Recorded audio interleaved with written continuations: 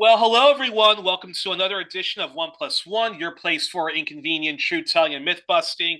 And on the show tonight, it's a special current affairs episode. It's our all things Latin America, all things specifically, all Venezuela. Who bear who better to discuss what's going on currently than the editor in chief of Orinoco Tribune, Jesus Rodriguez Espinoza, and also part of the editorial team, Saheli Chowdhury, both of them regular returning champions to the program. And yes, we're here to talk about all things Venezuela. Uh, could the is the U.S. is the U.S. going to actually do an invasion? Who knows? But it does seem that way. But yes, we're here to talk about all of that and more. So let's get underway. So first off, comrades, thank you for coming back on the program. Thank you, Yuri. Thank you for the invitation. It's always a pleasure to talk to you. Likewise, and okay. Well, here's okay. So here's my first question. So let's get under. So let's go. Underway. So we know, Donald Trump's, bizarre threats and jokes about annexing Canada and making that the 51st state. Uh, it violates international law completely if one wants to do elementary research.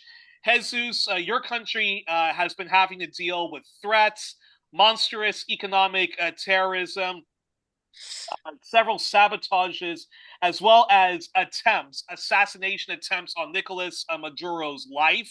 That fits the bill of violations of international law.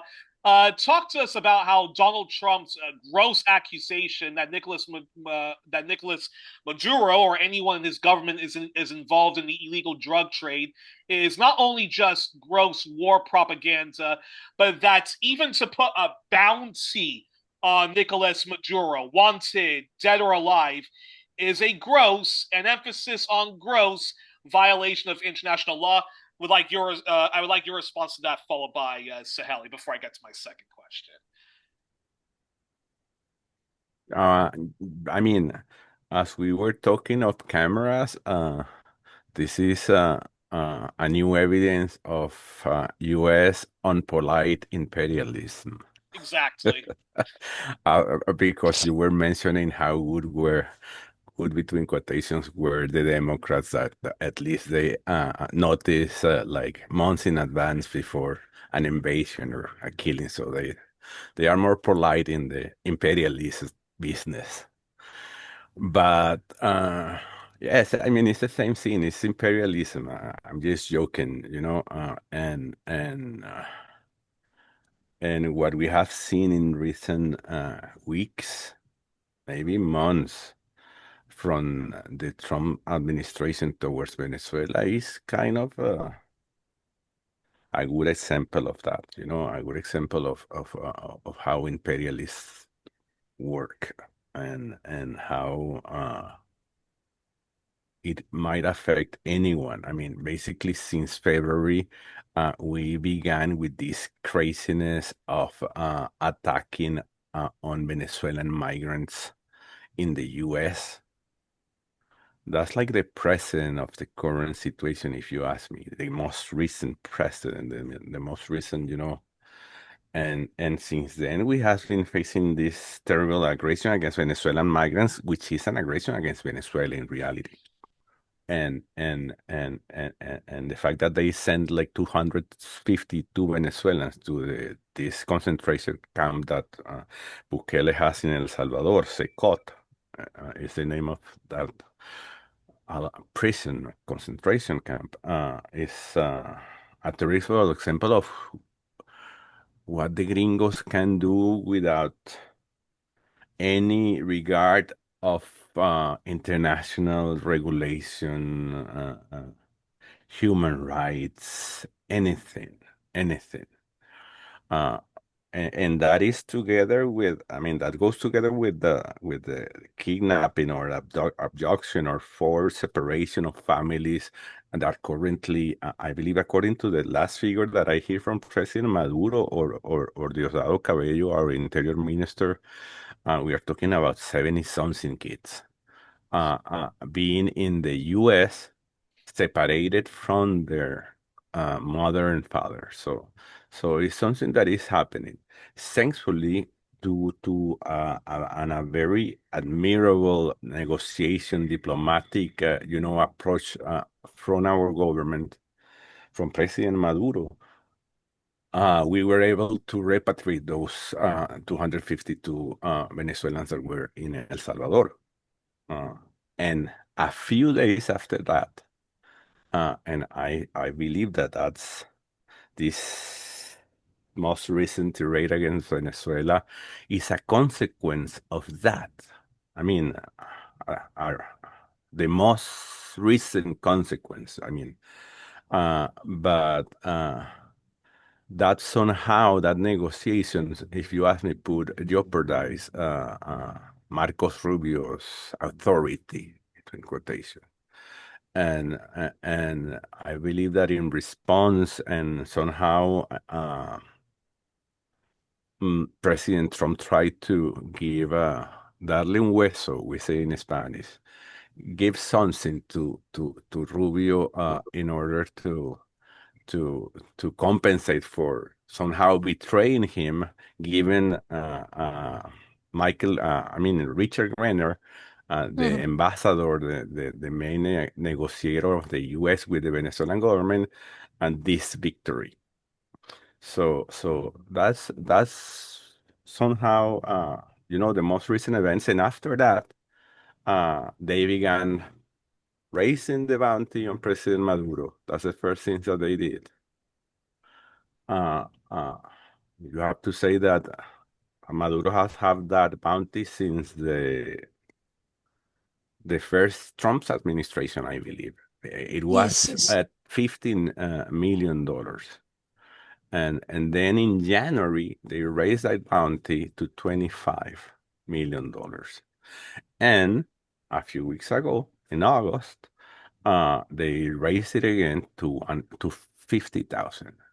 And it's important to mention that Venezuelan right-wingers and even Erik Prince has been requesting publicly on social media, you can find those videos, to raise the bounty to 100 million because that's enough money for mercenary to, launch an operation against a president. It's going to be hard that they actually achieve their goal because Venezuela is not Haiti or Guatemala. I'm not talking.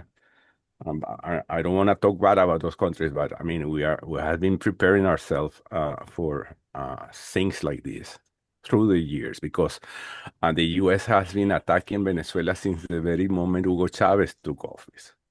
I'm talking about 1998. So Yes, it's more than yes. 27 years of Chavismo in power, of the Bolivarian Revolution in power. So that's basically what they want to do. They basically want to kill, kidnap, or whatever President Maduro. And they think that they are going to get rid of the Bolivarian Revolution of Chavismo with that. And that's a lie. That's a big lie because Chavismo is bigger than President Maduro. So that's the current situation that we are seeing. Then a few days after raising the bounty, the New York Times published this leak between quotations because all of us know that those are just U.S. military, U.S. imperialist tools to try to play, psychological games with countries that they want to attack. So they published this leak saying that Trump was about or was signing already this operation, to be deployed in the Caribbean. And that's what has been, I mean, since then, everything moved into that direction. I mean, actually, Venezuela have right now 8 U.S. Warships near our coast, near our water borders. I believe that one nuclear submarine is already there. And Wait. A nuclear submarine.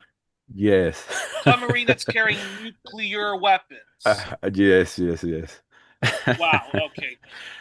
Yeah, so they are planning to, and they are saying that they want to use them to get rid of the narco The drugs. terrorists, drug trafficker organizations, and they accuse Maduro of being the chief of all those organizations. That I mean, it's actually weird, you know, if you follow the statements of the White House about Maduro and his connection with drug cartels. They passed from being accusing him of being the leader of Tren de Aragua to being the leader of Cartel de los Soles, the Sun Cartel, which is something that does not exist.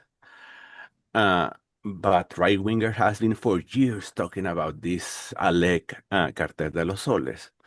And even they mentioned that he is leader or connected with Cartel de Sinaloa in Mexico.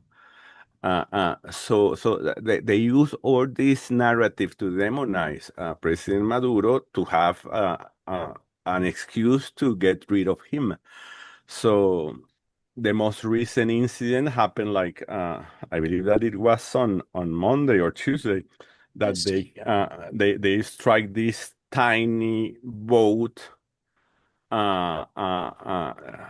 near the Venezuelan border, and they say that it was a vessel, which is an exaggeration, because anyone that sees the video will see that it's a tiny, tiny, tiny boat.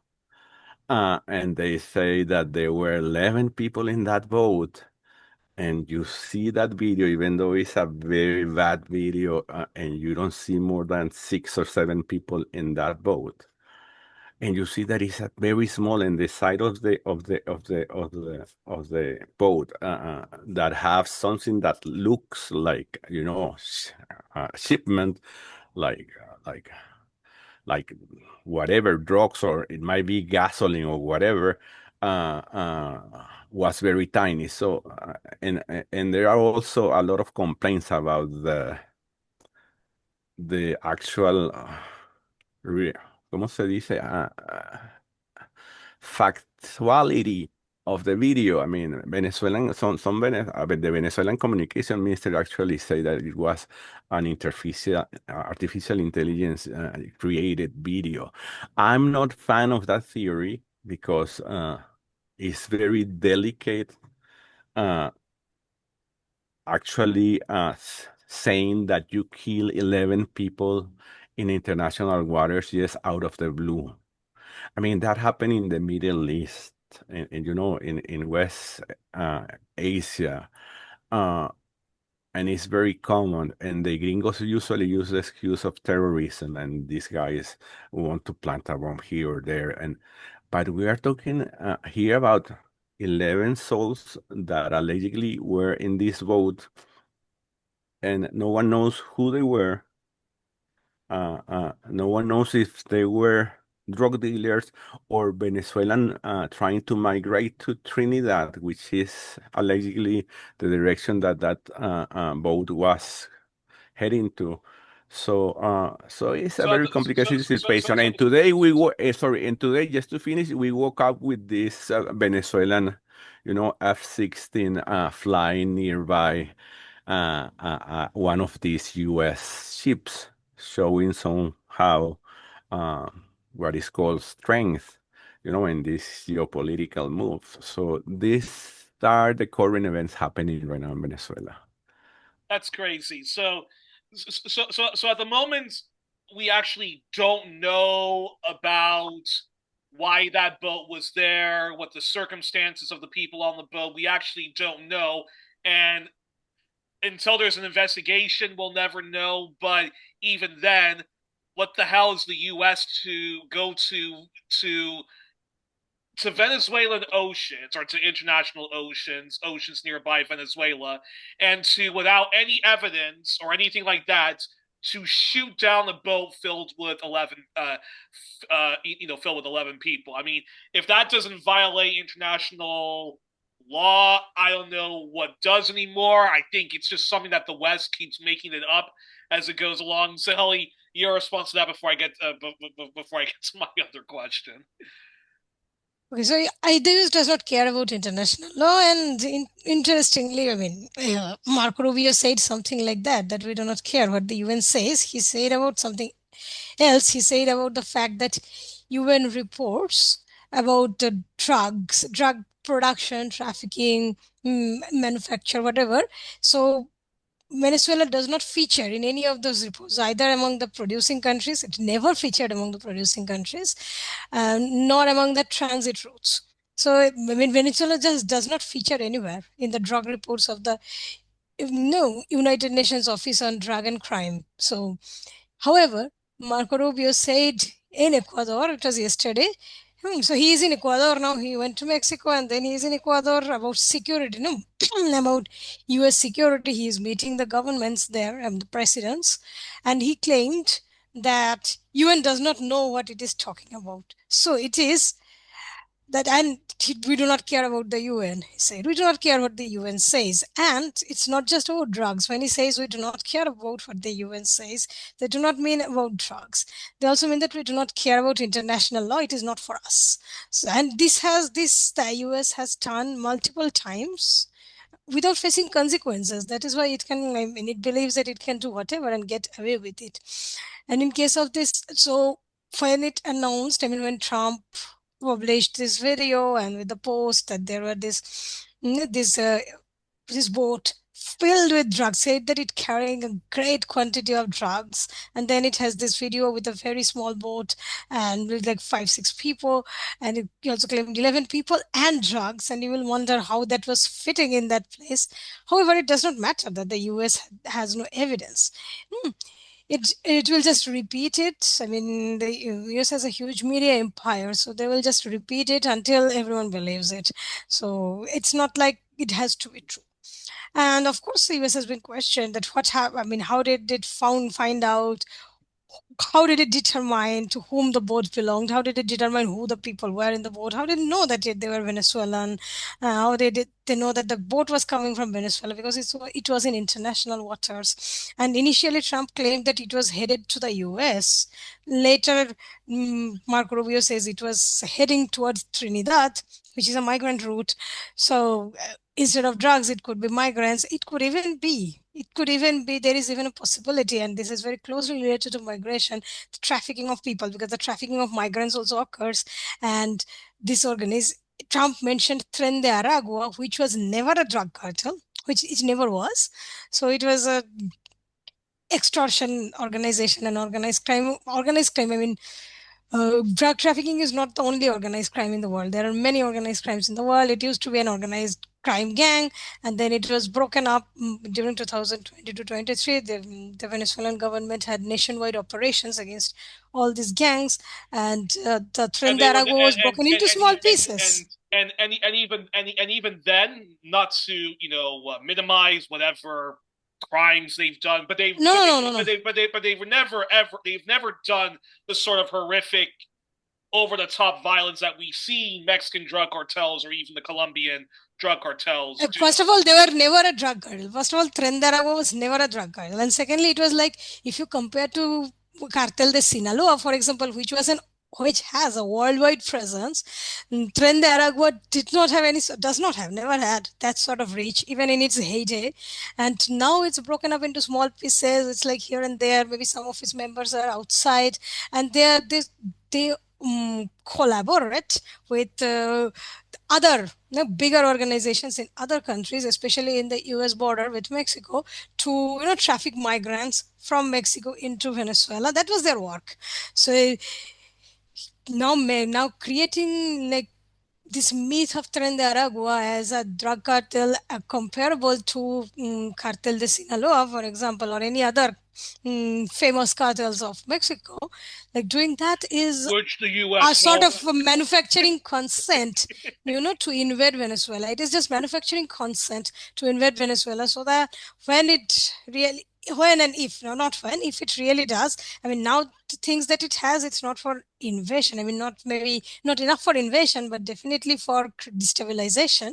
So if it finally invades Venezuela, there will be all this groundwork done that it is a country that produces drugs, that is flooding the US with drugs, that is sending its no worst criminals to the US in the form of Tren de Aragua, that the president of president of Venezuela is a leader of a drug cartel, that he is associated with a drug cartel, a cartel that does not exist. Cartel de los Soles never existed. So they're creating this figure, of a very powerful drug lord, like a jefe de jefes, chief of chiefs of the lords, like there was in Mexico, multiple drug lords. So they're making him even more powerful than them. Hmm? So that when they finally invade, people will be like, yes, invade and kill him, like invade this country, kill him, so that we are free, we are freed from this drug lord. So it's more like you mentioned, it is psychological warfare. All these warships that it has allegedly there are 1200 missiles on those ships, and there are 4000 soldiers on those 8 warships. Now 4000, you do not invade a country like Venezuela with 4000 soldiers. However, there are many other things that can be done with 4000 soldiers, like maybe some sort of destabilization, attempted invasion. They could also have those missiles. We do not know what the range of those missiles are. They could make attack those. I mean, they could fire those missiles into Venezuela.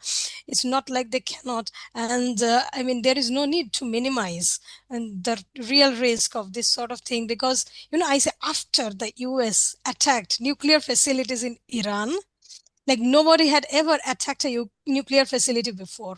It was considered off limits because of the dangers that are associated with it. So after the US bombed 3 nuclear facilities in our country, and that is so far from the US, I do not think anything is impossible. I think everything is possible. So the US could, fire missiles into Venezuela from those ships. We do not know what missiles they are.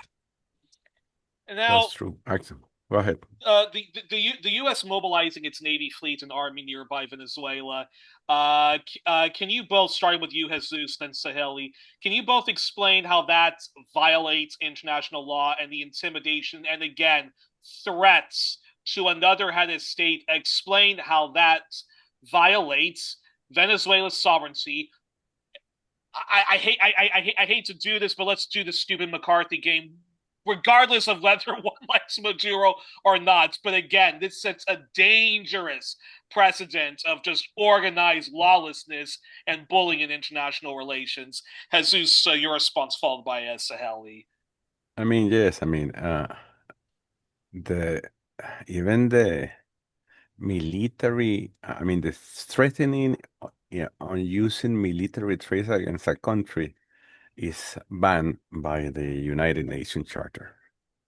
That's the first thing. I mean, the military aggression is banned, of course, but even threatening to use military powers against a UN country, a United Nations country, is in violation of the UN Charter. Additionally, I mean, there is this treaty called Treaty of Tlatelolco, which forbids the use of nuclear produce, transport, developed nuclear weapons in Latin America and in the Caribbean. That treaty was signed in the 16th, I believe that it was 1967. six, 1967. and there is actually an office in Mexico that to monitor the compliance of Latin American countries and Caribbean countries of that treaty. So the presence of this U.S. atomic submarine is in violation of that also. But as Sahili said, I mean, the United States of America doesn't care about rules. It's a dictatorship, a rogue imperialist dictatorship that does whatever they want, and that is actually in decline. And uh, and because it is an empire in decline, it's capable of doing weirder things than the ones, we are used to see from, an empire. So that's what I can say about the legal, I don't know if Sahili want to add something. Actually, Saheli, actually, you don't actually have to respond to that, but I do want to ask this question. Now, we know that Venezuela has unfortunately been subjected to so much gross propaganda, which sometimes infects even the best of the left. Recycling that. Uh, but but but does anybody, even the even those who are opposed to Maduro, no, come on, nobody seriously believes that Nicolas Maduro and Venezuela itself as a state engages in narco-trafficking, narco-terrorism, and all that stuff, or do they? Because of, I mean, I don't speak Spanish, but I don't know. Are they reading stuff from El Paz or Univision, and is Jorge Ramos recycling a lot of this garbage as well? I'm curious your response on that. No, I don't know. There may be people who believe it. I don't know. Some people can believe anything. So there may be people who believe it, but no, it's like Trump, Marco Rubio, people like that, the people of the US government, they don't believe it. They know that it is not true. But they know that if they repeat a lie enough times, then some people will believe it, and eventually more and more people will believe it. Though, in case of Venezuela, perhaps they believe it less than they would have believed about the weapons of mass destruction of Iraq because of racism. However, there are people who believe it. I believe that there are people who believe that Nicolas Maduro is the leader of a drug cartel. Now, I have seen messages on social media. I don't know if they're real or if they're bots, because that is also a thing that exists, that to amplify a message these days you just have like paid bots on social media. No, not trolls who are real people, but bots which are just some programs. So you don't even know if they're real people, or if the ones that are amplifying the message, the false messages, the fake news, etc., if they're real or not. But it happens, and these things reach more people because the algorithm is created like that, or is developed like that, so that these fake news, these exciting things reach people more than real news. It's like these days lies fly on wings. So there are people who believe it. I'm sure of that. However, whether people believe it or not is also beside the point, as to mm, the war machinery, etc., that's already in place against Venezuela, and what the US might do afterwards. I mean, after the US bombed the nuclear facilities in Iran, it was criticized. It was even criticized by, allies of the US, that it sets a dangerous precedent, that now anyone will just attack nuclear facilities. Until then, nobody did because of the fear of, the radioactive fallout. So now anyone will do anything. It's the same thing that is true with this, that if the US ends up attacking Venezuela militarily or invading Venezuela militarily, it will set a dangerous precedent in the region, although it did invade militarily countries in the past. With its own military, it has attacked many countries. Now it has designated these cartels, existent or non-existent, as international terrorist organization. So this designation allows the US government to take upon itself. It's like it does not have any such any such powers under international law, but it does not care. This designation allows the US government to take upon itself the this responsibility to protect this sort of things. So it can invade these countries with the excuse that it violates, or it endangers, more like it endangers US national security.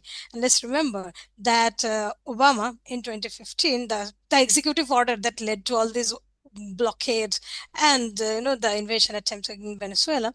So that was signed by Obama in 2015. It was an executive order that declared Venezuela, the country, not just any organization, but the country, as a threat to U.S. national security. And unusual and extraordinary threat to U.S. national security. So that order exists. And so, with that, anything that threatens US national security can be attacked, can be destroyed. So the US has that already. It has been doing it for long, for more than 10 years. It has been creating, demonizing the country, the people, not just the government, but the nation. And it is creating all this groundwork. So whether it is legal or not, whether it violates international law or not, it does violate multiple laws, but it does not care. Whether it violates US laws or not, which is also true. Despite all these facts, the US continues to do what it is doing now, violating different treaties, international treaties, regional treaties like that treaty that declared that Latin America as a region free of nuclear weapons. So it is already in before also the US did it. In 1982, the US did it actually, or rather, it was the UK that did it, that violated the 1967 treaty by sending a nuclear submarine to Malvinas. Where during the Malvinas War, it sent a nuclear submarine to the region, thus violating the Treaty of Tlatelolco. And now US is now doing it. There is a precedent of everything. There is nothing new under the sun. This has been happening for long. The treaties have been violated for long. The people have been demonized for long without consequences. That is why it continues. So that is why it continues like this. Even today, there are people who support an invasion of Venezuela. Let me add something to that, Yes. just to give a little bit of context of what's happening, in the social media here in Venezuela. I mean, not only in social media, in public opinion in general, which is that even the hardcore opposition people and politicians has been criticizing the U.S. Recent approach towards Venezuela, the military deployment, and even the accusations against Maduro and Venezuela of being a narco state, a narco dictatorship or whatever. So that has been happening. And if you ask me that, and in the contrary, the far the extreme far right opposition led by Maria Corina Machado has been praising the strike of this tiny boat. They has been praising before that the sending of Venezuelans to El Salvador. And that has been creating, if you ask me, a bigger gap between this extreme far right opposition that we have, that is friendly with the gringos, with the Venezuelan population. So that somehow also, I believe, explain why many Venezuelans uh, went to these special enlistment journeys that were organized or requested by President Maduro a couple of weeks ago, and that created this national unity spirit that is important in this case, and I believe that is goes in opposition to what many of these right wingers here and in the U.S. and everywhere believe that might happen, that the U.S. threat might create some sort of social unrest and people are going to the streets to demand Maduro's drug capo resignation or whatever. That's not happening. What is happening is the contrary. And I believe that that's something that is important to say, because usually behind these operations there's a psychological component that a lot of people, for example, in recent weeks, has been talking about what the gringos did in Brazil against Goulart in the 60s, that they send these ships also. And because of the sending of those ships, there was this coup against this progressive general Goulart that was, in charge of Brazil in the 60s. So they also believe that something like that might happen. When I say they, I'm talking about the gringos, that something like this might happen in Venezuela also. They believe because right-wingers in Venezuela sending a lot of garbage and lies to keep them alive. That's basically what happened. I'm talking about our right-wingers here. And they also believe that there might be a coup d'etat or something. That's not happening. That's very difficult to happen, since this, especially since what happened between 2014 and 2019, which was like almost like a sequence of coup attempts and that happened like every 6 months, and that were always very small and very bad organized, and that were crushed by the Bolivarian revolution, by Chavismo. So if that didn't happen in between 2013 and 2019, that won't happen now. It's gonna be more difficult now. Well, one can only hope. And while we talk about precedents, the U.S. did invade Panama under the guise of fighting against the narco-terrorist state of Manuel Noriega, Noriega. Now, yes, Manuel Noriega was a right-wing piece of shit and so forth, and was involved in drug trafficking, a lot of the crack cocaine during that crack epidemic.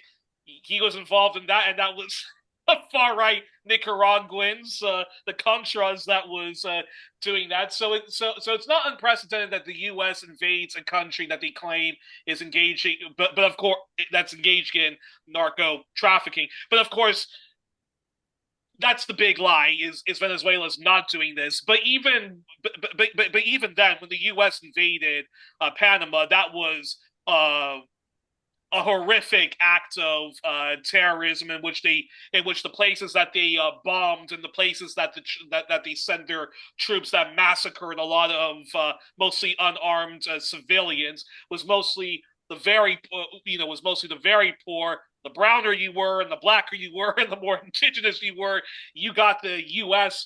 Massacring you while the very affluent neighborhoods yes. so forth Yes, where between 1,000 security is or gone. 3,000 people were allegedly killed by that invasion. Especially in this, I don't remember the name, but this very poor working class neighborhood in Panama City. So those are the ones that usually died, and the gringos needed 26,000 troops to do that. Mhm.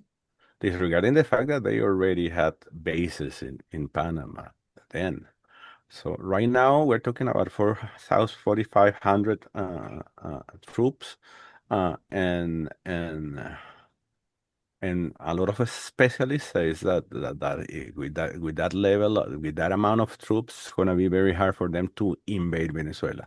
But the other side is that out of those 4,500 troops, uh, 2,000 are trained in special operations and are capable of doing some sort of damage, doing you know surgical between quotations operations here there in Venezuela.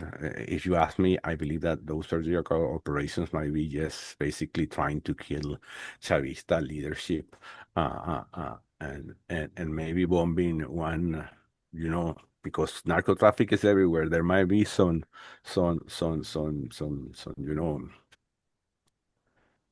I don't know how to facility in some parts of Venezuela where there are drugs, and they might mix things to make it look like an anti-drug operation that But that for, being said, uh, but that being said, I mean, can you imagine? Okay, the U.S. has organized crime. And so many of the diaspora communities have their own version of organized crime. You have the Armenian mafia, you have the Mexican American mafia, you have the Yakuza American mafia, the Sicilian Italian American mafia. Russian American mafia and so forth. You name it, you name a country, there's a lot of organized crime, and there's a place for that, like in the United States. But can you just imagine though that if that an organized crime, which is global, where you have capitalism, you're always going to have organized crime and so forth. But can you just imagine that a large head of states, let's just say Saudi Arabia, says, we're getting lots of, illegal, drugs that's being smuggled into our country. We can trace it all the way back to the 5 boroughs of New York, because that's where the 5 families are based, or we can find them in Chicago, where the Chicago outfit is based. And you know what? Why don't we actually just send our Navy to American waters, onto the Gulf of Mexico, and or just nearby where New York is, and threaten that if America and even worse, Yuri, even they can use it to attack their neighbors using that same excuse. You know what I mean? This create this weird precedent of countries allowing countries to whatever they want, just with the excuse of narco trafficking or but yet criminal organizations or whatever. But yet they do it to Haiti. They claim that they need a UN special mission to eradicate gangs in Haiti. To which I say, dude, in the late 1980s and 1990s, there was horrific terrorism that the mafia was doing in Italy, that the Cosa Nostra was doing in Italy. Journalists were being murdered left, right, and center. Judges were being murdered. Lawyers who were prosecuting the mafia were being murdered with car bombs and stuff like that. And I never once saw, and I know for a fact that if you do any elementary research, there was never people on the editorial pages of the New York Times, the Wall Street Journal, or BBC or anything like that saying, Italy just can't get its shit together. Italy just can't rein in its mafia. Why don't we just have a special UN mission and invade Italy to eradicate it of organized crime? It's just insane that the US has just taken lawlessness to a whole nother level. And the reason why I bring up Panama is, for people who think, oh, you lefties are just, defending Venezuela because of some knee-jerk left solidarity. The U.S. did this to Panama, and it was wrong. It was wrong. Whatever Noriega was guilty or not guilty of, it was wrong for them to invade a sovereign country. And not only that, but if you're going to put Noriega in jail, then you should have put George Bush, the CIA, anyone from the Reagan administration in jail, because they are the ones that traffic, drugs. Exactly. So, yes. So that take us to this thing that Sahili was mentioning about what reality says about Venezuela. I mean, it's important to reiterate that. I mean, that all of the drugs that come from South America enter the U.S. through the Pacific Ocean route. And it's important to say, because I know that there are a lot of people in the U.S. that don't know too much about geography, but the Pacific Ocean is not connected to the Caribbean Sea. You know what I mean? There's Central America in between. You know what I mean? But I also want to make it clear, because Mexico has had its sovereignty threatened many times. The also FBI right now the Mexicans are dealing with this same threat, not in the same intensity, but they are also facing this deployment very carefully.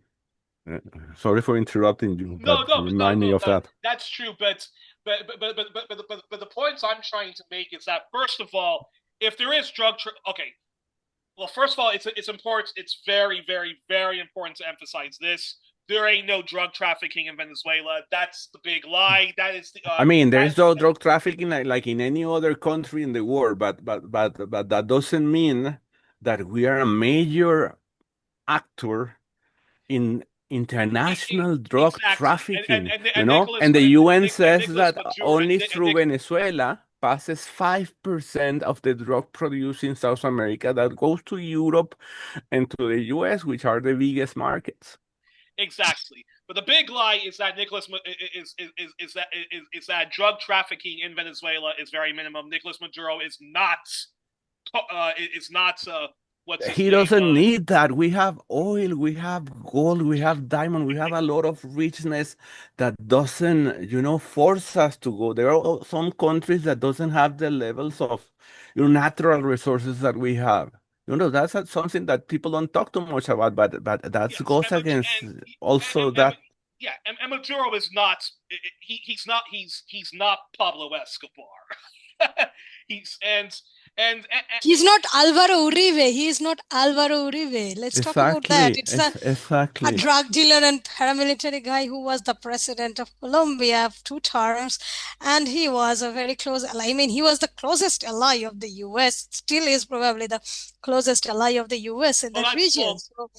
That's the hilarious part is that all of the far right politicians closely aligned with the United States and the global, in the global. They are the real drug traffickers. There are many of them that are drug traffickers. Not all of them, but many of them have links to drug trafficking, and they have the impetus of, accusing their, political enemies of doing what they are actually Themselves do, doing. yeah. Well, and I believe it was Orinoco Tribune that broke this story, which should have gotten much more attention. But didn't you guys actually break the story that the Venezuelan government actually investigated that so many of the far right opposition have actually all been involved to one degree or another with organized crime and drugs. And drugs, well, the yes. far right itself is organized crime. It's not like they're involved with organized crime. The Venezuelan far right is organized crime. And, just like the organized crime in Mexico, which is mostly drug trafficking, but also trafficking of people, it's created by the US, sustained by the US, and when the US needs a boost, when it needs to, improve its image or something, it just takes out one of the leaders of this organized crime in order to say that, okay, this government is not doing its job. Right now, like just 2 days ago, Marco Rubio was in Mexico. He met with the president of Mexico. And before that, he was like, when he was before going to Mexico, he was like, the government of Mexico is not doing its job. It's not resolving its organized crime problem. It is not resolving its drug trafficking problem, the problem that the US itself created. So the Mexican drug trafficking was created by the CIA more than 100 years ago in order to control Mexico. So it was like a response to the Mexican Revolution, the US response to the Mexican Revolution to control the country. So it created the drug cartels there.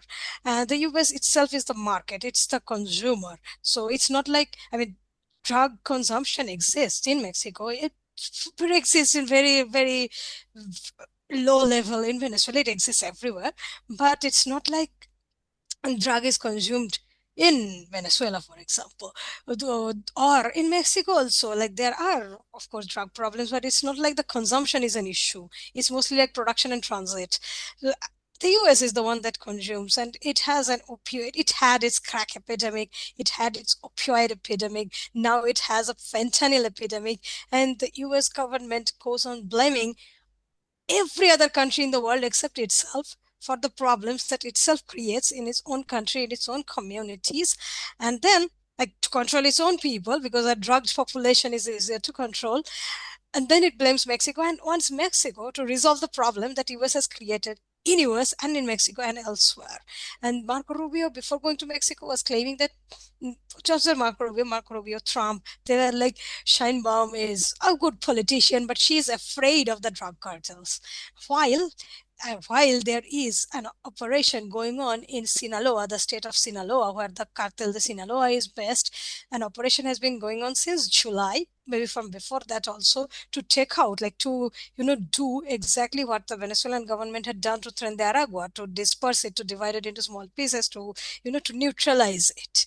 And there are, every day there are problems in different cities of Sinaloa because of this, because of the operations that the Mexican government and security agencies and its military is carrying out against the cartel de Sinaloa. This is not mentioned in the media, that the government is trying to take out the cartels, Cartel de Sinaloa, Michoacán, the Familia Michoacana, the Nueva Generación of Jalisco, Cartel Jalisco, Nueva Generación, all these cartels that exist also in the South that exist. The government is trying to take them out.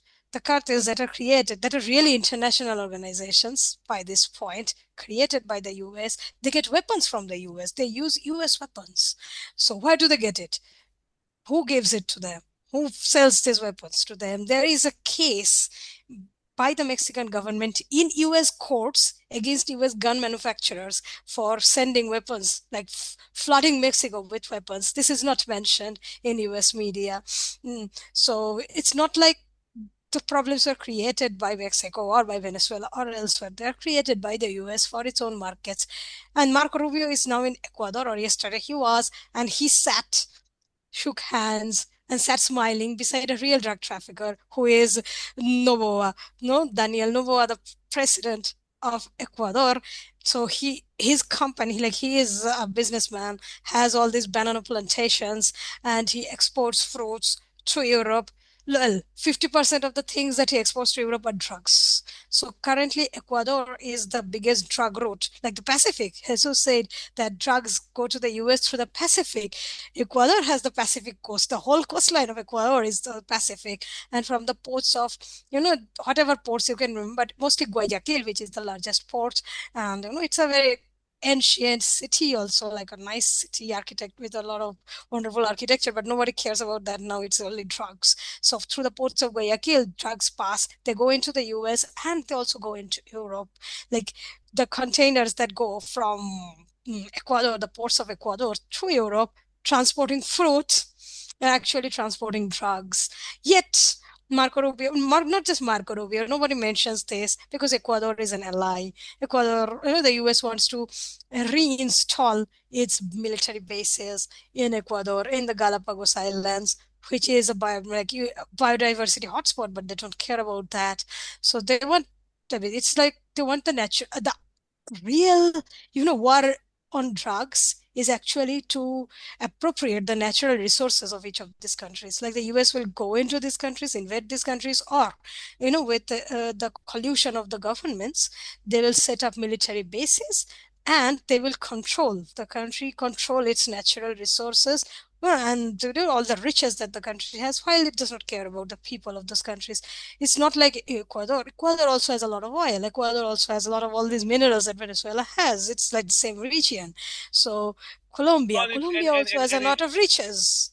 And interestingly enough, when AMLO was in power, the U.S. also the U.S. also falsely accused him of also being of having links to drug trafficking and the cartels. That came from the New York Times. I don't know if the New Yeah. York Times had to retract it, but they were trying to do that just in the middle of elections to try to undermine AMLO. It didn't work, but again, we see how the propaganda machine works, and the psyops of it all is of course the corporate. It's actually very funny that the US accused AMLO of having as links. AMLO was not like Maduro. Like AMLO was not considered the head of a drug cartel, but he is considered to have links with two different cartels, which is also like interesting because the two cartels that were mentioned, they were at war with each other, like for territorial control. So a person he is like associated with two rival cartels and he gets only $2 million from them, only $2 million $2 from million them. is a lot. So Saheli. it's a lot, but the drug as an organized crime manages billions of dollars. they have their money where? In the US, in Delaware, because it is a tax haven. So they have their money in Delaware, they have their money in Detroit, they have their money elsewhere, like the places where they get tax breaks. So they manage their money, like they administer their money through the banks that are in the US, not in other countries. So they know that their money is safe in the US. Why? Like, why does the US not seize, not freeze those accounts? It froze all of Venezuelan foreign accounts, yeah, in 2019. So and they remain frozen. They stole also. They stole money from those accounts. Why can they not steal or freeze the drug money? Why don't they do that? It's easy. The US knows. Like DEA, what is DEA doing? What is CIA Yes, doing? They know, right? the truth is CIA that is organized I mean crime, though. the gringos do not care about fighting drugs in reality. Yes, I mean that's exactly. that and that reminds me of something that I hear Ben Norton saying a few days ago in a nice video that he published, which is, I mean, he presented several facts about the reality of U.S. involvement with drug traffickers, like what Sahili said previously about Uribe in Colombia. That I was mean, yeah, they have carnal relations with Uribe, and Uribe, uh, on classified documents uh, from U.S. diplomacy, says that he is connected to drugs, that he is a good friend.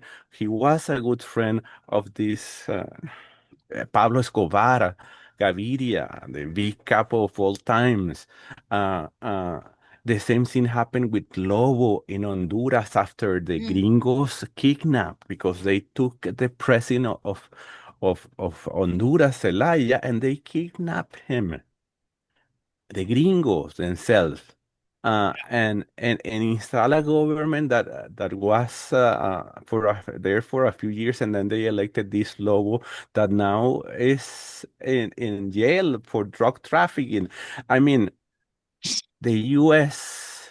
government doesn't care a thing about fighting drug trafficking. That's the reality. I mean, and they use that narrative just to attack and to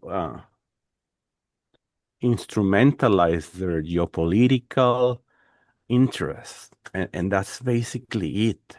And if exactly. you Just oh, oh, check through oh, times, you will see that there are several, examples only in Latin American history. I don't want to go to Asia.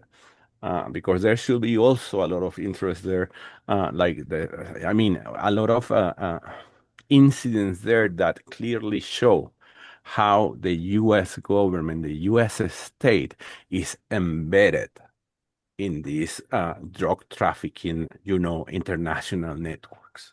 And the most important part of that network is money, as Ahili was saying. exactly. Where the money? I mean, all those drug traffickers, capos, cartels, and everything, they are looking for money, and all that money ends up in the U.S. and in Europe. And you have to wonder, how is that possible if these countries allegedly have this bulletproof banking system? Again, that's a lie. That's a lie, Exactly. because everyone knows those drug traffickers enjoy life in the north, not in the south. And if Exactly. you ask me, President Maduro, like President Chavez also, and like Fidel, they live a very humble life. You don't see them, showing Maseratis or Ferraris or Armani suits or things like that. You don't see them doing that. And you wonder, how is that possible that a drug capo lives like that, or a billionaire, as many people say about Fidel Castro, that he was one of the biggest millionaires in Latin America, and they spread that fake news for decades, since I have, uso de razón, since I remember. Well, once you're a communist, I mean, it's free for all in terms of the propaganda that they can say about you.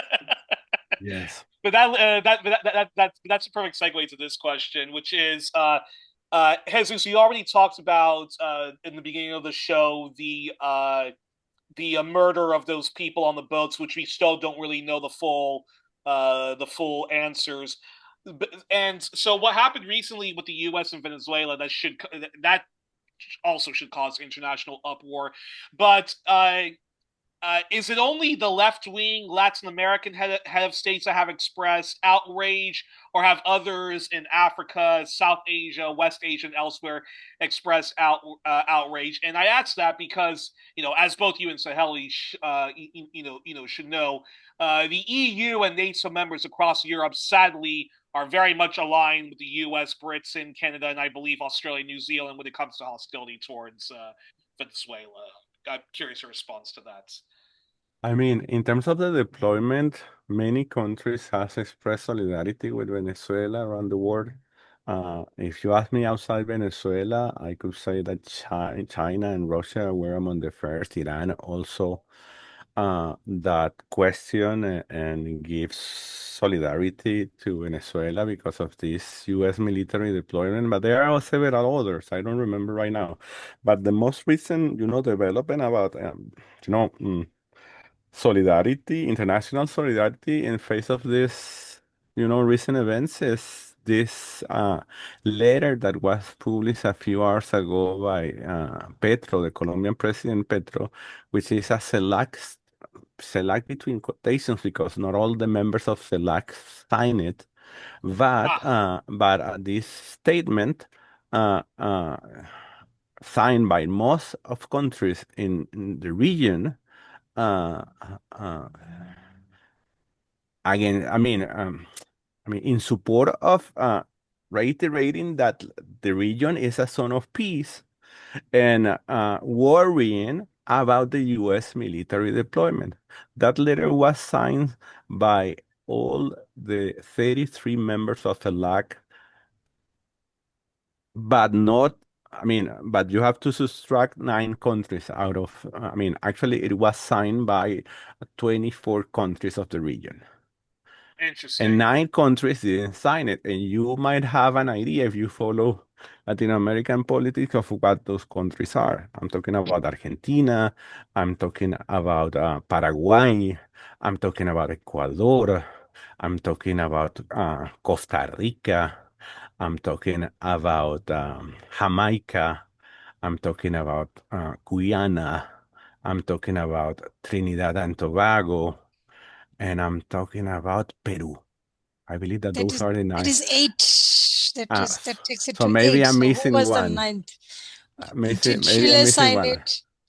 No, no, no. Chile did not sign it. I'm Aha, gonna, I'm I got gonna, it. I'm gonna. No.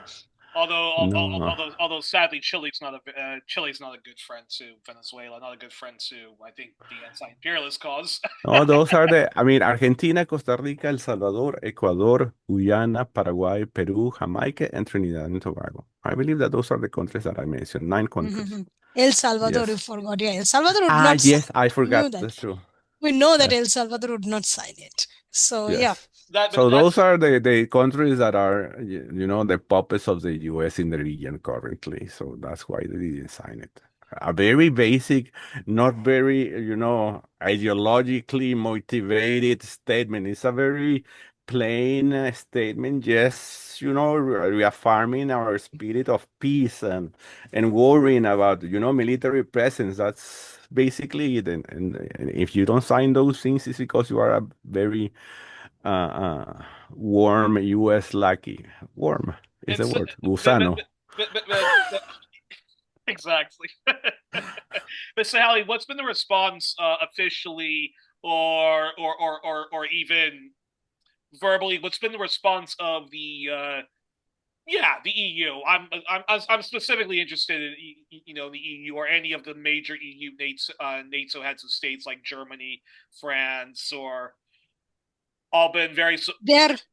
Okay, so at least regarding the boat incident, I think you is yeah. pretending like it never happened. So like it never does not exist. So yeah, you is like it does not exist. It never happened.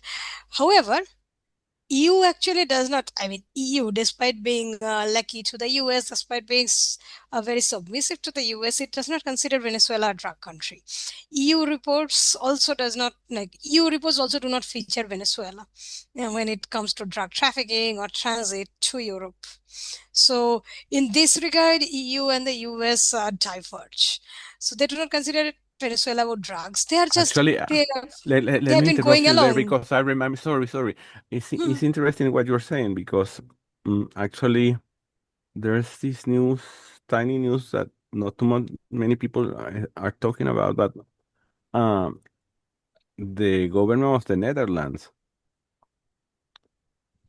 rejected the presence of one of those ships in because I mean we have close to the border of Venezuela we have Curacao, Aruba, and Bonaire, and there was this new a few days ago about the presence of one of these U.S. ships in one of those bases that they have in Aruba or Curacao, and and and one day later the government of Aruba or Curacao, I don't remember which one it was, made a statement saying that the presence of this U.S. vessel was canceled.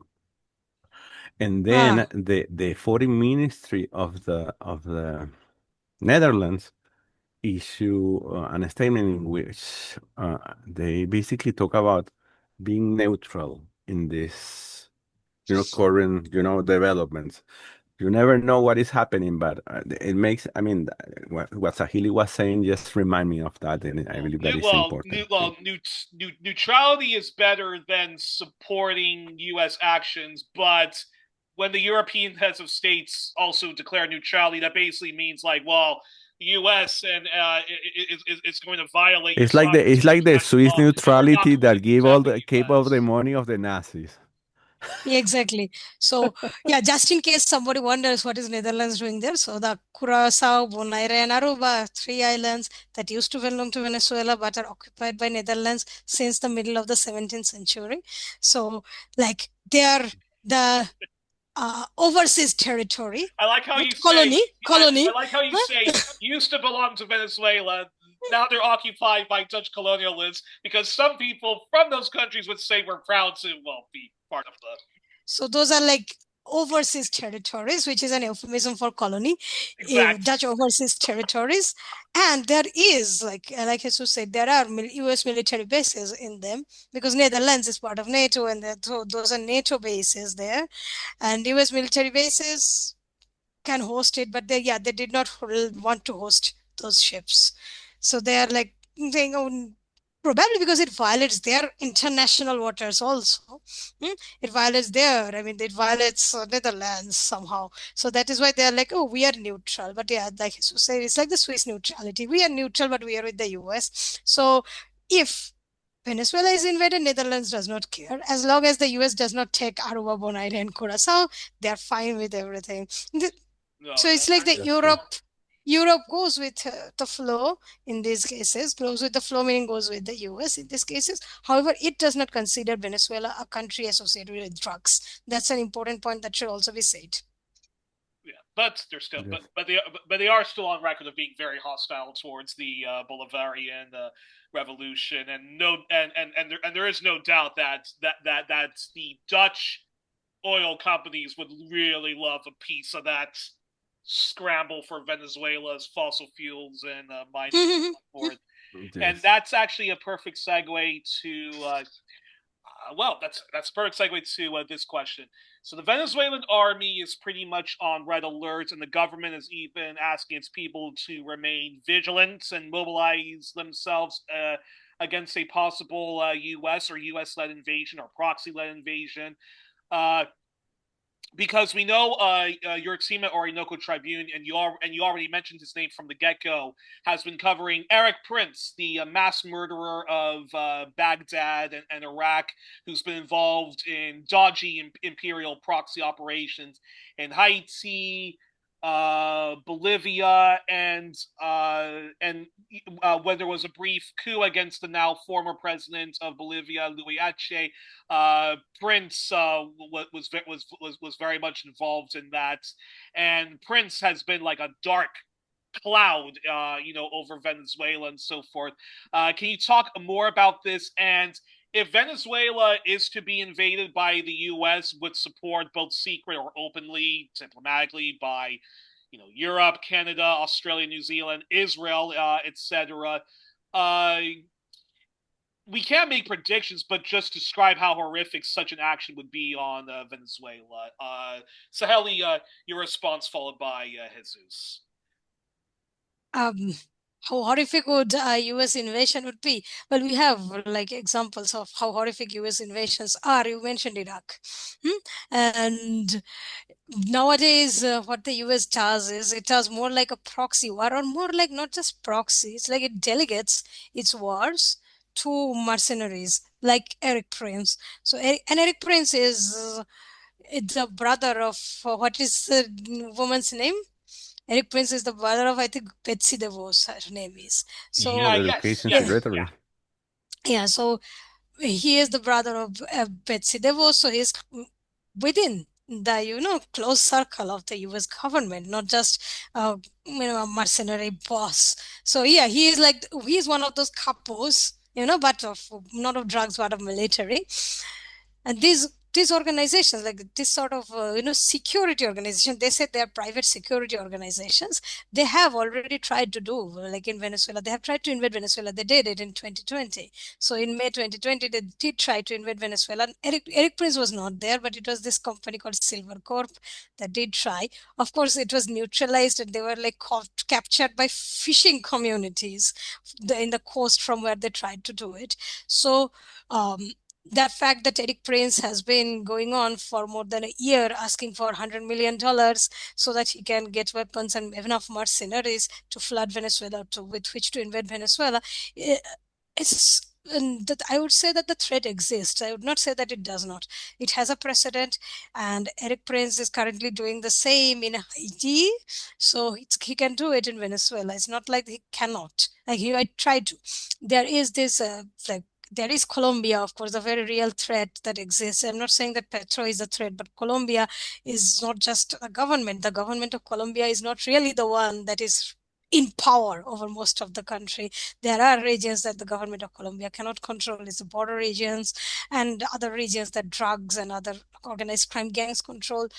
Paramilitary, there is paramilitary. Paramilitary is nothing but mercenaries. So there are there is this threat, and there is also the threat from the other side, from Guyana. As Jesus was mentioning, Guyana is also a place, that could become a ground for mercenary, for place for launching a mercenary invasion into Venezuela. Because let's remember that during Marco Rubio's first tour, no, first international tour as the Secretary of State of the United States, he traveled.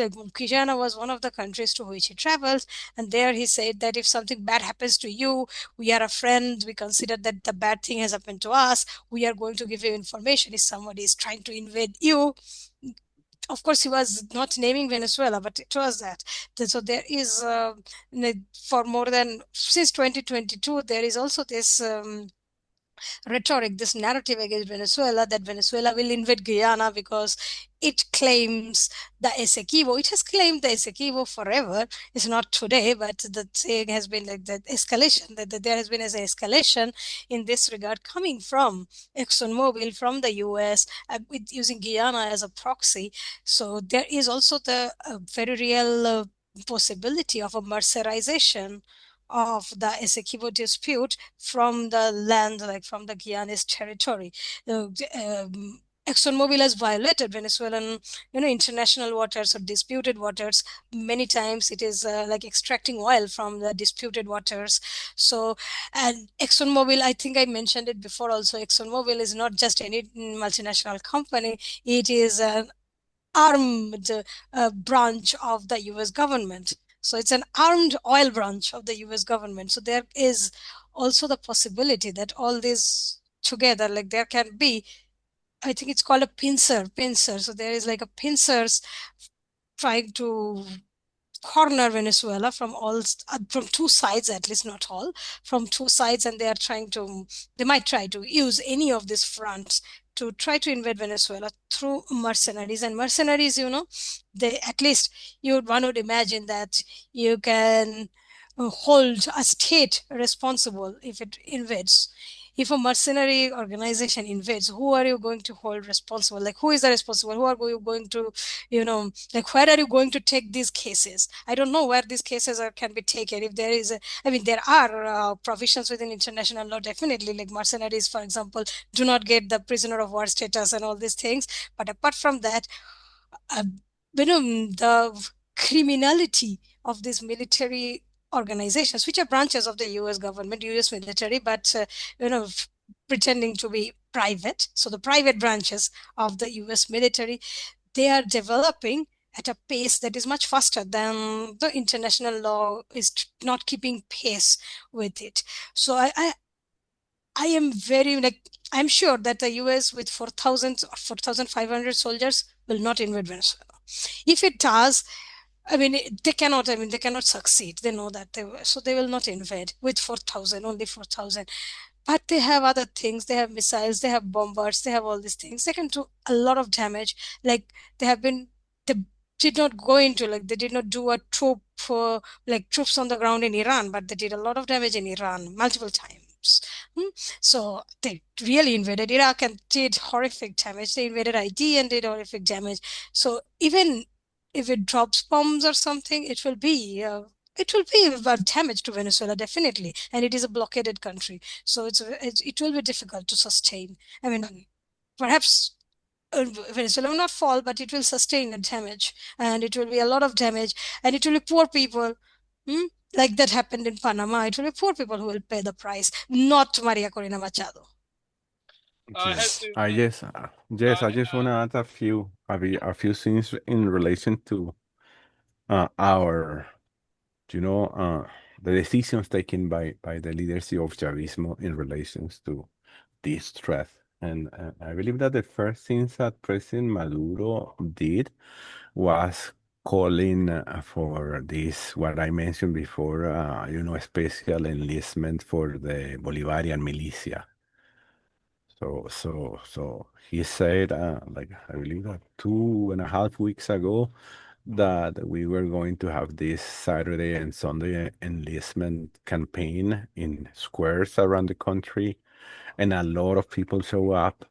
And I actually enlisted myself in one of those, you know, places, Drives. drives exactly, um, and when Maduro announced this campaign, he mentioned that the militia was already at 5 million people. And a few days ago, I believe it was on Monday when he had this Mhm. this press conference with international news outlets. They asked him about this. He said that out of this drive of enlistment, the number of people grew to 8.2 million people. That's a lot of people. And he actually announced that today and tomorrow they were going to begin this special organizational activities in order to try to, organize these new numbers of enlistees. So that's the first thing that President Maduro did, and I believe that it was very important. A few days later, he announced the deployment of 15,000 additional troops to the border with Colombia, especially to the state of Táchira and Zulia, which are Mhm. the more complex in terms of, other border is complex in terms of narco traffic, but they are very intense, especially in the flow of people. The exchange of people. A lot of people from Venezuela goes to Colombia, and a lot of people from Colombia goes to Venezuela through those states, Táchira and Zulia. And he announced that, and that somehow touches what Sahili was saying about the possibility of narco paramilitary forces being used by the U.S. to try to create some sort of casus belli near the border, or false flag operation or whatever.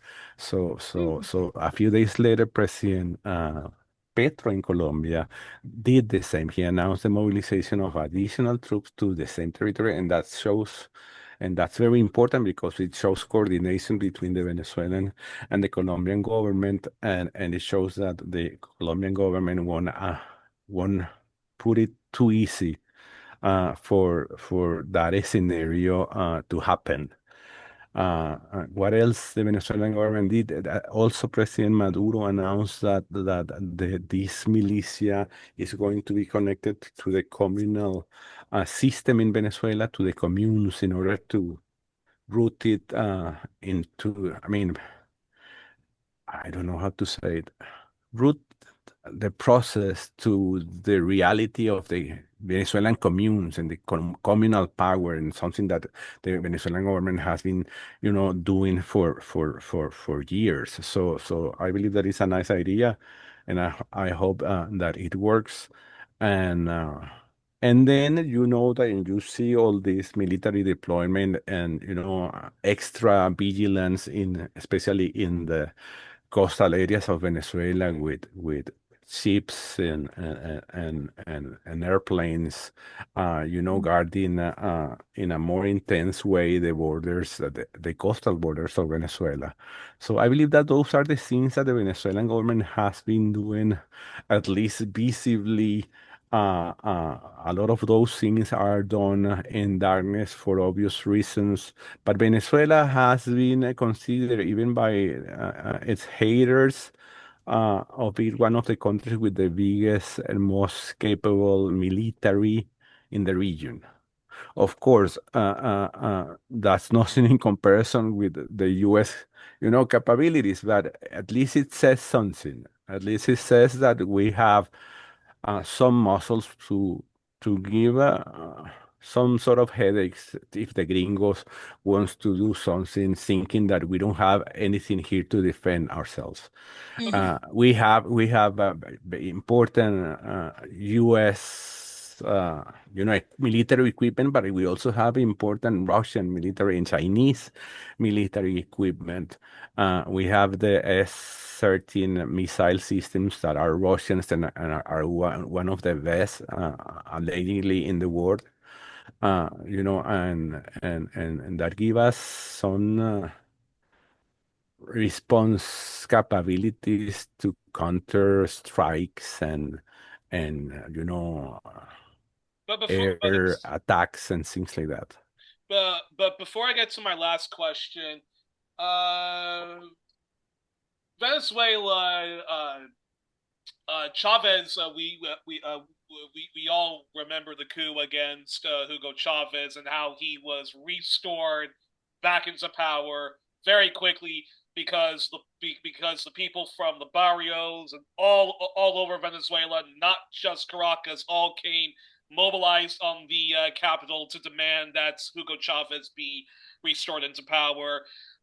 We know that I don't know how many assassination attempts, but when there was the garimbas and the violent far right protests and all of those sabotage efforts, at to quote to quote Alfred Zayas, who was the special UN rapporteur who denounced the sanctions on Venezuela and denounced the far right oppositions, and he compared it to what the U.S. did in Chile, making the economy scream.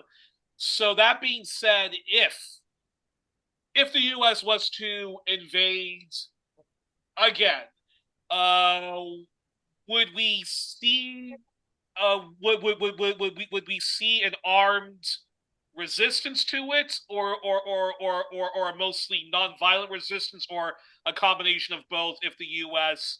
actually invades if the U.S. was to actually invade Venezuela along with its allies? Okay, so first of all, there is no non-violent resistance against an armed revolution, an armed invasion. So you cannot like non-violently thwart an armed. Of course, there are other things that the Venezuelan government does always. Like it has its diplomatic. One can do it diplomatically, and Venezuelan government has used diplomacy quite well. We have seen not just, I mean, we can take recent examples. For example, the return of the 252 migrants who were imprisoned illegally in El Salvador. So they were returned through diplomacy. The children who were separated from their families, in the US, the children who have been returned, that has also been done through diplomacy. And the case of Alex Saab, who was the Venezuelan ambassador, and he was a special representative of the president to Iran, and him like he was trying to bypass the sanctions to bring in medicines and food to Venezuela. He was illegally first imprisoned in Cape Verde, and then he was taken to the US and imprisoned there. His return was In also done Miami, right? diplomatically. Yes, exactly. He was kept in prison in Miami. So all these things, like the return of all these people, were possible through diplomacy. So the Venezuelan government uses its diplomatic power and its diplomatic tools to do things. I mean, it has done a lot. These are just a few examples. So it will try to ensure that no invasion happens by using diplomatic pressures. However, if an invasion or if a violation of Venezuelan sovereignty happens, then it is not likely. I mean, there is no likely scenario when a non-violent resistance could work in this case. In fact, President Maduro declared in the same, the Monday in the same press conference that if the US invades or violates Venezuelan sovereignty in any way, then war will be declared. It will be like Venezuela will be. It will declare that the country is at war, and in that case, I don't think there would be anything non-violent. Secondly, although Venezuelan military capabilities are nothing compared to the US, I mean, they're a lot less compared to the US, we know that. However, there is an important difference that has to be, that should always be mentioned, is that I'll say the principles of the Venezuelan military, Venezuelan armed forces is independence, like the protection or safeguarding of independence, territorial integrity, and sovereignty. This is not the same as what is done in the US. In the US, people join the military for money. Now, of course, everybody needs to be paid, so it's a job. However, they're not like US soldiers are not trained on these principles in the same way that these principles of sovereignty, of safeguarding territorial integrity, these are part of the training that the Venezuelan military people receive. So it is with this vision that if they have to fight, they will fight with this vision. Okay, I'll go send this now to Jesus. Yes, I mean, adding to what you were just saying, another important part of the Venezuelan military doctrine is the concept of war of all people, which is the Maoist concept of war of all people. It comes from China, that people are not disconnected to the military, Military, and yes. that the whole unity of the military and the civilians is the core of the defense system. So in that sense, I believe that of course, there will be initial resistance. We eventually might, go dry, like any country might dry out of, resources, military resources. I mean, but I believe that in that phase, what the gringos will face is the guerrilla, some sort of guerrilla resistance that will, if you ask me, eventually annihilate them. I hope, at least. You know what I mean? Yeah. I mean that's part of the doctrine that the Venezuelan military has been using since Hugo Chavez took power, but that's also the doctrine that used by the Vietnamese and by the Cubans. And for that reasons, many the U.S. decided not to go with military attacks against Cuba, for example, in the 60s after the missile crisis. Uh, and of course, there was this negotiation also between Kennedy and Khrushchev about the assurances of non-intervention in Cuba that the Russians, the Soviets requested. But anyway, that's another discussion. But what I'm trying to tell you is that the gringos had Cuba very close, and Cuba is a very easy target for the U.S. military, but they decided not to do it because of the result of the uh, uh, Playa Girón, what the Mm. gringo calls Bahía de Cochinos Very attack, optimistic. where the gringos were defeated, but also because of the nature of the doctrine, that doctrine that I'm talking about, la guerra de todo un pueblo, we said in Spanish, the war of all people, if I'm translating it well. Okay, So so so so so I believe that it's gonna be painful for the country, but I believe that the sooner or later we will prevail, especially because our region, our topography is not the same like in the Middle East, You don't just disembark and you have like a desert there, a plain terrain that you can, uh, it's more complex. Venezuela is a country with a lot of mountains, with a lot of complexities in the terrain that is going to make it a little bit hard for the gringos to get to Caracas, for example. okay, Or well, one can and anyway, go ahead.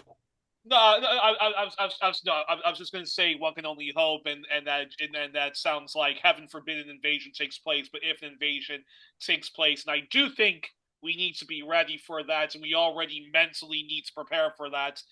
Just here's hoping that Venezuela's resistance will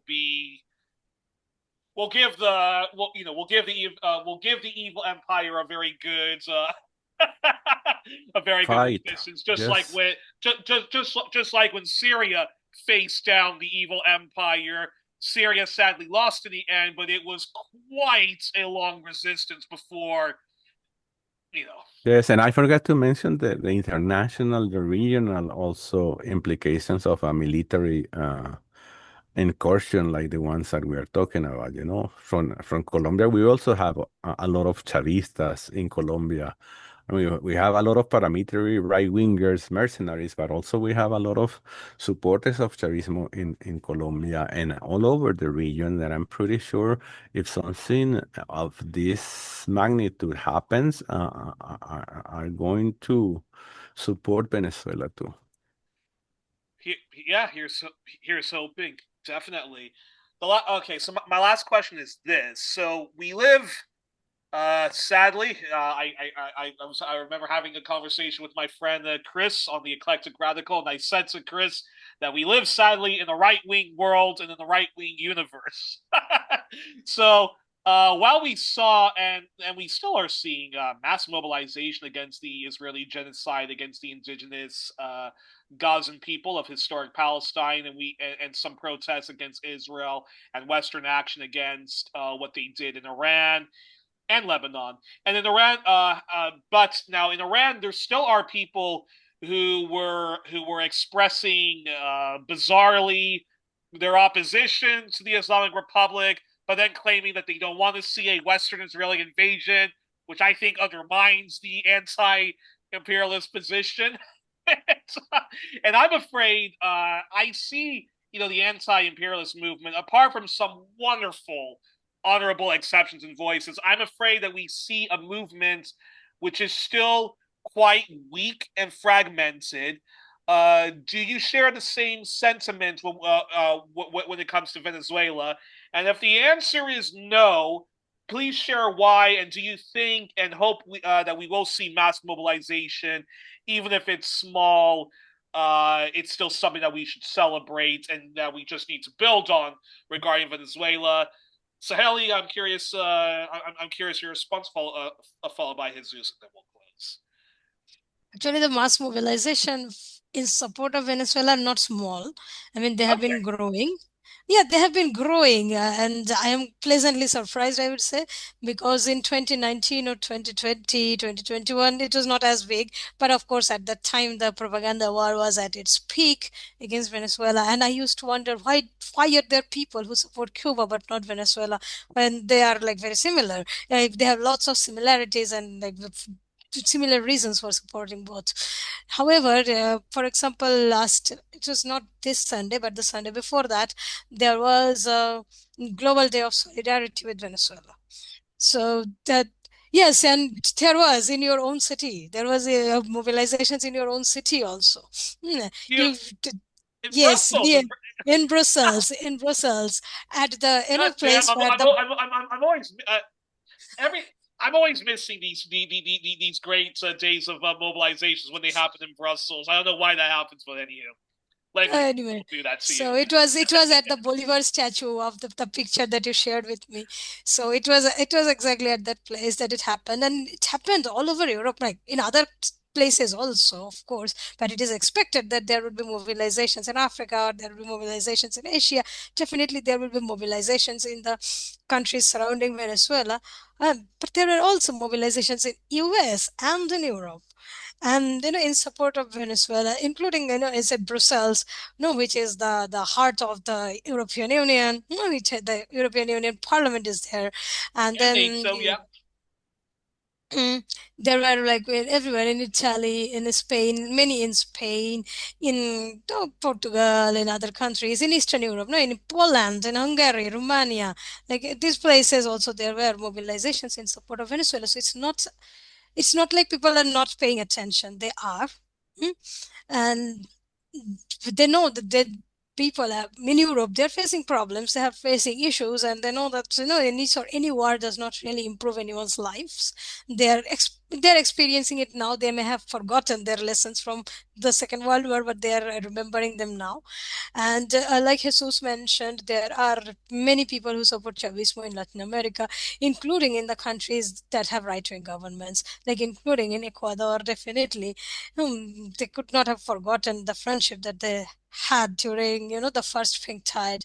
Then, including in Argentina, yes, there are those who are, I know people in Argentina who are like, they do not support Maduro, or they say that, well, Maduro is not nice or something, or he is authoritarian, but they do not support an invasion of Venezuela, which sounds very similar to these people who are saying that they do not like the Islamic Republic, but they do not want an Israeli invasion of Iran.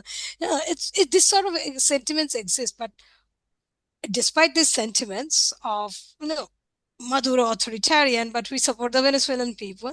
This this sentiment is also important, in my opinion. Of course, I am not the 100% fan of it, but this sentiment is important in the sense that at least there is support and solidarity for the people of Venezuela, as opposed to maybe in 2019, when there was a lot of there was I mean, there is we can see that the propaganda war is not really winning, no. So for a very long time, the propaganda war had the US had the upper hand in the propaganda war. It still does. I'm not saying that it doesn't, because it is not the war against Venezuela is a hybrid war, and the propaganda, I mean, I'm using the media, all sorts of media, and social media has been an important part of it. It creates the groundwork for a real invasion. Like, you assassinate one's character first before assassinating the person.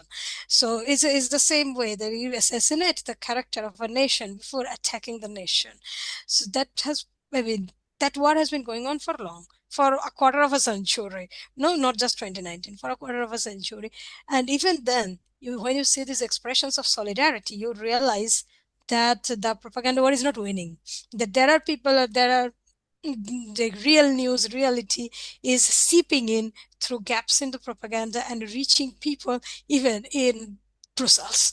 So, like, even in the middle of the European Union. So I am of the opinion that we need to build on the solidarity movements, and this is what the Venezuelan government does. It, like, whenever there is any mobilization, solidarity with Venezuela, it like takes the time and the effort to thank each and every one of them, and to amplify the voices of the people, because it's not just a the war against, he said, the Venezuelan government said the war against Venezuela would be the war against the entire region.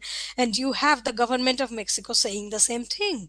Like when Marco Rubio was there, the president of Mexico, Claudia Sheinbaum, said the same thing. She said that the destabilization of Venezuela will destabilize the whole region.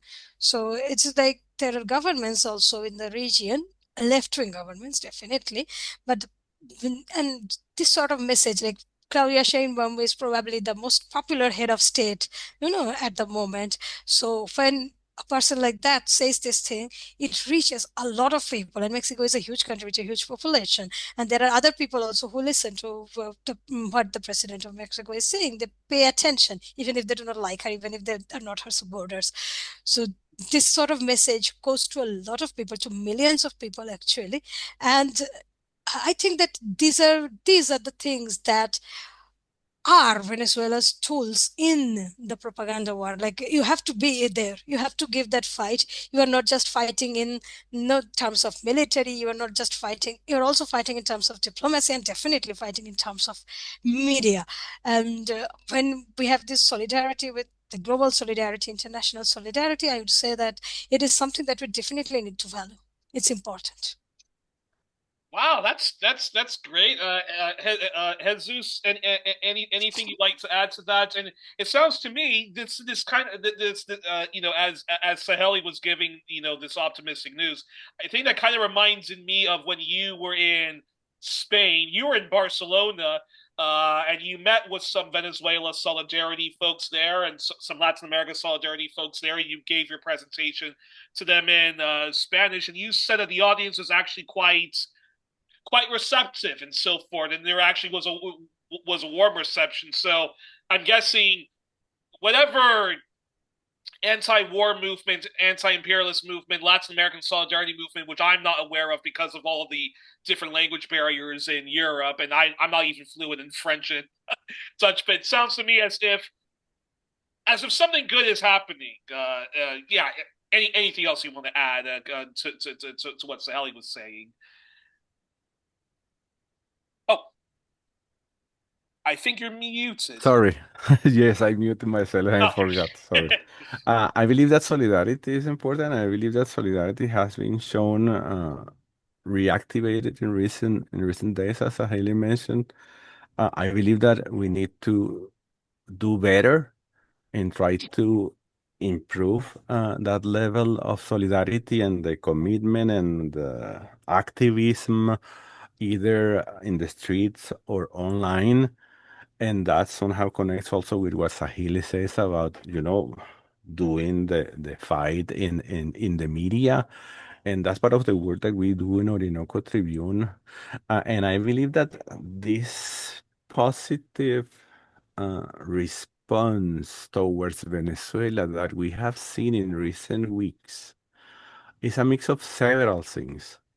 I believe that mostly it's a mix of what you just said at the beginning of Trump fighting in multiple fronts at the same time and bothering with too many people at the same time. That is somehow distracting, people's attention from what is happening in Venezuela, and then all of a sudden see U.S. troops near the Venezuelan border, and they say, "Oh, there's something wrong here," and the gringos have not had the chance, the media machinery did not have the time to prepare, the terrain for such an action that has been happening very fast.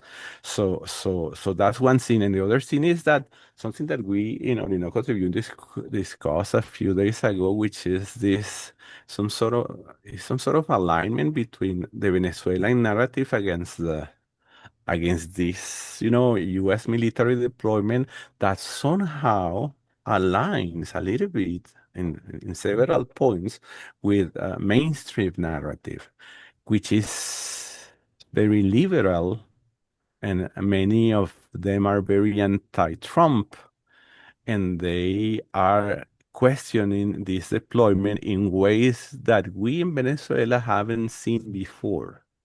You know what I mean? They are actually questioning in the U.S. this strike on the vote. Many voices in the U.S. that are not Chavistas are questioning what the gringos did against this vote. They are questioning the excessive use of military presence to fight drug trafficking, allegedly fight drug trafficking, when everyone knows that you cannot fight drug trafficking with atomic bombs and missiles, because this is something very, it's a micro business that is complex to to solve with a missile or something like that. So I believe that all those things add up to this positive reactions towards these aggressions against Venezuela. And you notice it when you are surfing the web, when you are on social media platforms, and you see people that you notice that they are not, revolutionary Marxist people, but they are, questioning why the gringos are doing this against Venezuela. So that's something positive. But of course, we need to do our part also from this side of the aisle, especially in media terms, and keep trying to let people, have real information about what is happening in Venezuela. And thanks to people like you, we also, can share our voices, and, other people can listen to what we Venezuelans that lives here in Venezuela can say about the reality. Well, that's a perfect place to end, and yeah, couldn't say it better myself. And we'll keep doing we'll keep doing what we are already doing. Or Well, doing we it were just better. exactly. Yeah, yes, step our game up. Yes, yes, yes, yes. We always have to try to push ourselves. Well, we are joined on this edition of One Plus One, our All Things Latin America edition, our All Things Venezuela edition, with Jesus Rodriguez Espinoza, who is the editor in chief of Orinoco Tribune, which covers Latin American affairs and international relations from a Chavista perspective, from a critical leftist anti-imperialist perspective. We are also joined by Saheli Chowdhury, who's part of the editorial team at Orinoco Tribune. She comes to us from India and Saheli. I don't know when we're going to do it, but in the future we have to do another episode about India and look at the history of And the romance that they have right now with China. that's a whole nother one for a whole nother day. Look at her face. Anywho, both of you keep up the great work. Let's hope that it doesn't escalate to a full-on war. But if it does, solidarity with the Venezuelan people, and from what you've described, they will give the gringos, they will give them a fight, and not just take all this stuff lying down. And also, and just before we close, a reminder to folks: One Plus One has been we continue to face some suppression on Facebook, not being allowed to share widely. So if you are watching this, do share widely. Donate as well, but very important that everybody shares widely. Otherwise, we may have to discontinue One Plus One. Hopefully, that won't happen. Until then, have a good weekend, folks. Good night and good luck. Power to the people. Death to Yankee imperialism and pan-European imperialism. Abrazo, compa. Venceremos.